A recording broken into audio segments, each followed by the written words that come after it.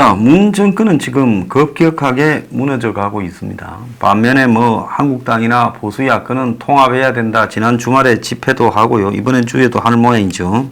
자, 그러면서 전체가 범보수 뭉쳐야 된다. 이런 이야기들을 하고 있습니다. 다 좋은 이야기인데요. 어제 한국당이 연찬회를 하다가 갑자기 긴급 의총을 하면서 조국 청문회를 보이콧한다 하는 부분을 가지고 당 내부에 회의가 있었는데요. 그런데 어제 그 논의를 했는데 의총 전에 지금 상황이 달라져서 긴급 의총을 연다면서 이전에 합의해준 2일, 3일, 다음 주 월화 이틀간의 청문회를 안 하고 보이콧으로 굳혔다. 자, 검찰이 압수수색까지 하는 마당에 이게 지금 청문회 하는 게 말이 되냐? 그래서 청문회를 열어주면 조국이 어떤 행태로든 장관으로 이렇게 될 가능성이 있으니 사전에 차단하자 이랬는데 어제 청문회를 하니까 원내대표나 지도부 외에는 발언자 대부분이 청문회 보이콧에 반대하거나 우려를 표명했대요. 조국 실상을 국민에게 적나라하게 드러낼 기회를 왜 포기하느냐. 청문회 보이콧이 공격 대상이 될 수도 있다. 좀 웃기는 사람들이죠. 청문회 때 또 고함 쳐서 선거 앞두고 점수 좀 따보자라는 심산이 좌우되었을 거라고 보는데 미안하지만은 당신들 실력에는 청문회를 안 하고 검찰에 맡기는 게 낫고 정권이 일방적으로 이 누더기 후보를 통과시켜 봐라 하는 게 낫지 청문회를 통해서 뭘 규명할 정인이 나오지도 않고 결정적으로 한 방을 이길 수 있는 증거가 입수될 리도 없다라는 겁니다. 그래서 청문회 간다라는 것은 요식행위에 불과하고 그런 점에서 청문회를 보이콧하겠다라는 당 지도부의 주장이 저는 맞았다고 봐요. 그런데 이런 부분에 대해서도 한국당 의원이 보이콧을 하면 국회에 규정된 절차를 위반했다고 민주당이 우리한테 프레임을 세울 것이다. 세우든가 말든가 해야지요. 신하은명이 고소돼서 지금 영등포 경찰서에 출두 안 하고 있다는 마당에 그거 프레임 세울 걸 걱정을 해요? 저 당이 솔직히 밑에서부터 위에까지 다 썩은 거예요. 그래서 오히려 우리가 모든 책임을 뒤집어진다. 책임 뒤집어 쓸 게 뭐 있어요. 조국은 이미 끝났어요. 데드핏이라고 제가 하지 않았습니까? 그러면 여기에 어떻게 해야 되겠어요? 얼마나 멋있게 한국당이 조국을 보내는데 강력하게 투쟁했는가를 남기는 게 중요하지. 거기에 이런저런 게 신경이 쓰여서 청문회 가야 돼요? 여론이고 프레임이고요. 좀 많이 모질한 자들의 집합소라고 저는 보고 있습니다. 어떤 의원은 청문회를 못하겠다 말하기 전에 신중하게 이야기하자. 너들의 단점은 너무나 우유부단하고 신중하고 겁이 많고 찌질해서 문제라는 걸 모르느냐. 저는 그렇게 말을 하고 싶습니다. 답이 좀 없는 집단이라고 생각이 듭니다. 그래서 결론을 못 내렸어요. 지도부가 황교안이나 나경원이가 그걸 갖고 의총을 했으면 자, 날 믿어주고 청문회는 보이콧 합시다. 맡겨주세요 해야지. 그런 것도 한번 못 끌어내는 수준이면서 지도부를 왜 하느냐는 겁니다. 나경원은 지금 피의자인데 피의자를 청문회에 올린 적은 없다. 그래서 피의자에 대해 청문회를 하는 게 맞는지 하는 의견도 많았는데 지도부로서는 어떻게 해야 될지 고민에 들어갔다 하며 오늘 결론을 못 내리고 의견을 모아보겠다 이렇게 말을 했습니다. 저거가 여론을 주도해야지 국민의 여론을 보고 하겠다라는 게 말이 되는 이야기입니까? 그래서 청와대는 보이콧에 대해 유감이다라고 말을 했는데요. 자, 지금 청와대 정도는 상대해줄 필요가 없는 거죠. 자, 정의당 지금 조국을 통과시켜 주려고 그러면서 연동형 비례대표제하고 연계해서 우리는 욕을 좀 먹더라도 실리를 얻고 말자라고 나오는 정의가 사라진 정의당은요. 이 당원들이 빨리 입장 정해라 요구가 많지만은 청문회 이후에 조국을 어떻게 할지 결정하겠다 이렇게 말하고 바른미래당은 그래도 일사불란하게 당직자 지역위원장 150명이 국회 앞에 모여서 조국 사태 어제 결의대회를 했다고 합니다. 그래서 청문회를 할 필요가 없고 조국 잘라라.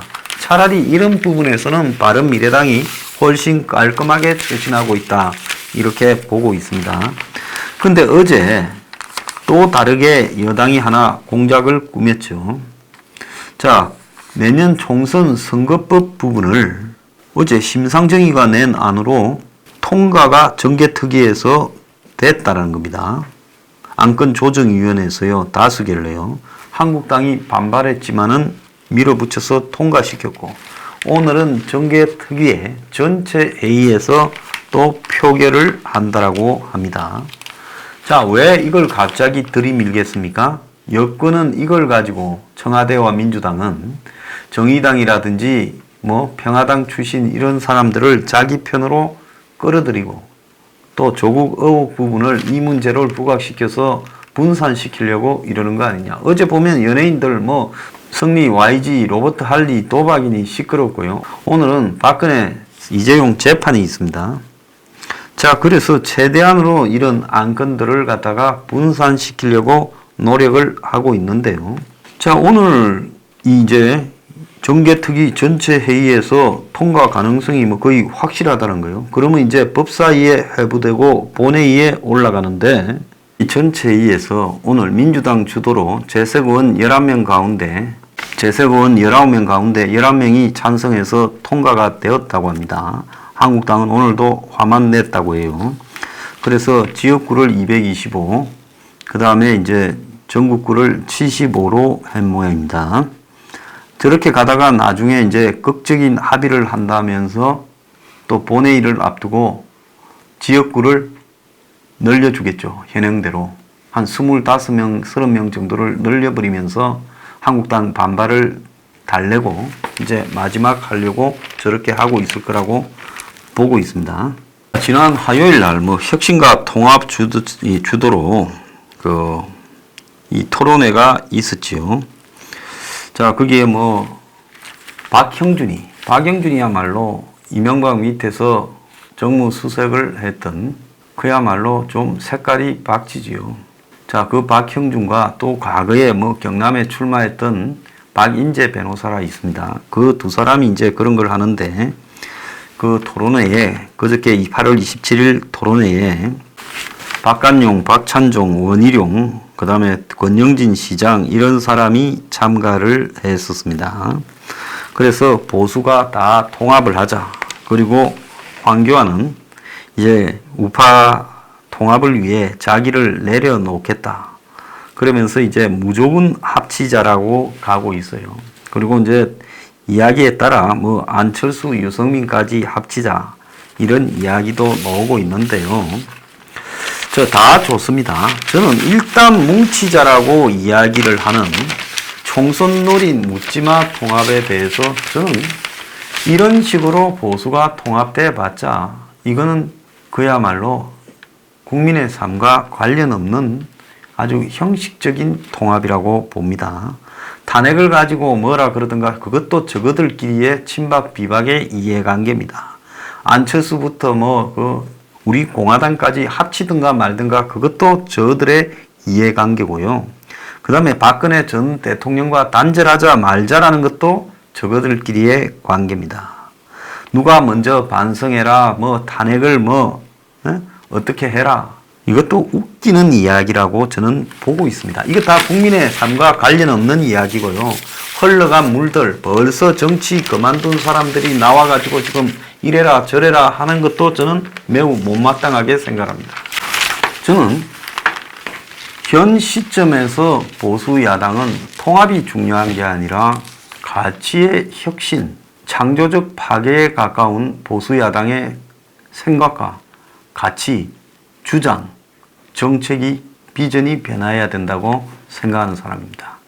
그러지 않고 그냥 사람을 중심에 놓고 저거들끼리 한편이었다가 갈라쓴 문제를 놓고 탄핵을 놓고 이야기를 한다는 거는요. 이거는 이런 식으로 통합을 해봤자 수구 꼴통의 기득권 보수 정당으로 되돌아가는 그들만의 리그 이야기라는 겁니다. 그건 서민의 삶과 아무런 관련 없는 이야기예요. 오늘날 보수가 왜 이리 망했는가 하는 것은 우리가 보수가 그야말로 국민 대중들의 삶을 지켜줄 수 있는 가치라고 생각했는데 겪어보니 그야말로 그 또한 썩어 문드러졌고 수구 기득권을 지향하는 가치였다라는 국민들의 분노가 폭발해서 보수가 망가지지 않았습니까? 그런데도 불구하고 지금 누구를 넣고 뭐 나는 내려놓고 다 모이자. 지금 논의가 그것밖에 없어요. 어디에도 가치가 나오지 않는 겁니다. 자, 이번에 조국 문제에서 분노하는 국민들의 목소리가 뭡니까? 우리나라의 초양극화. 한마디로 개천에서 살아가는 가재와 붕어들의 삶과 용들이 하늘에서 살아가는 삶은 완전히 차원이 다르고, 개천에서 사는 사람은 올라올 필요가 없다고 신분 상승에 간간히 놓여있던 사다리들도 다 걷어 차버린 사회다.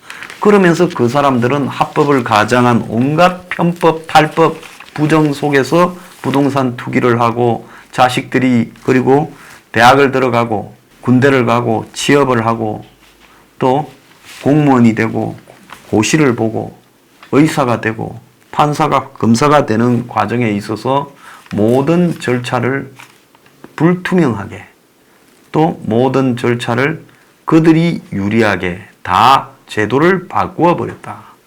그래서 서민들은 그야말로 그러지 않아도 불공평한 경쟁인데 이제 제도 자체가 도저히 같이 뛸 수 없는 시스템으로 만들어 놨다.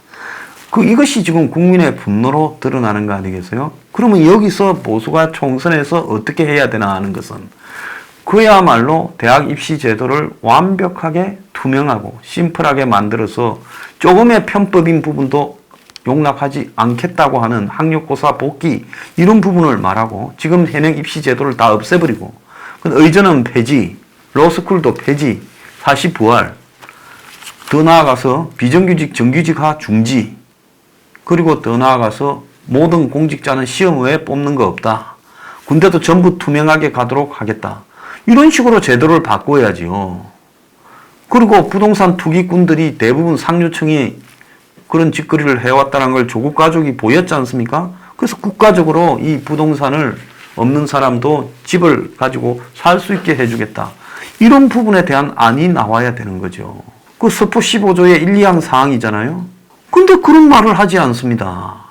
안보가 중요하다면서 실제 안보가 어떻게 할 것인지가 야권 통합이나 야권의 재편의 주요 가치로 논의도 되지 않고 있어요.